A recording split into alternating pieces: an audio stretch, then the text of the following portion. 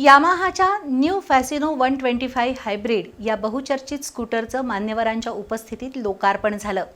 आकर्षक डिझाईन, आधुनिक फीचर्स आणि नव्या तंत्रज्ञानामुळे या स्कूटरला ग्राहकांकडून चांगला प्रतिसाद मिळेल असं रेव्हहेड यामाहाचे संस्थापक सुनील दत्वाडे यांनी सांगितलं। लोकप्रिय यामाहाच्या फॅसिनो मालिकेतील न्यू फॅसिनो 125 ही नव्या रूपातील आकर्षक आणि हायब्रिड स्कूटर आहे। या अत्याधुनिक स्कूटरचं लोकार्पण रेव्हहेड यामाहाचे संस्थापक सुनील दत्वाडे आणि मान्यवरांच्या उपस्थितीत करण्यात आलं। हायब्रिड तंत्रज्ञानामुळे 50 ते 65 किलोमीटर मायलेज मिळणार असून स्मूथ परफॉर्मन्स आणि उत्तम रायडिंगचा अनुभव घेता येईल। फॅसिनो मालिकेतील या नव्या स्कूटरमध्ये 125 सीसी इंजिन असून त्यासोबत स्मार्ट मोटर जनरेटर दिला आहे। त्यामुळे पेट्रोल इंजिनच्या तुलनेत इंधन कार्यक्षमता वाढण्यास मदत झाली आहे।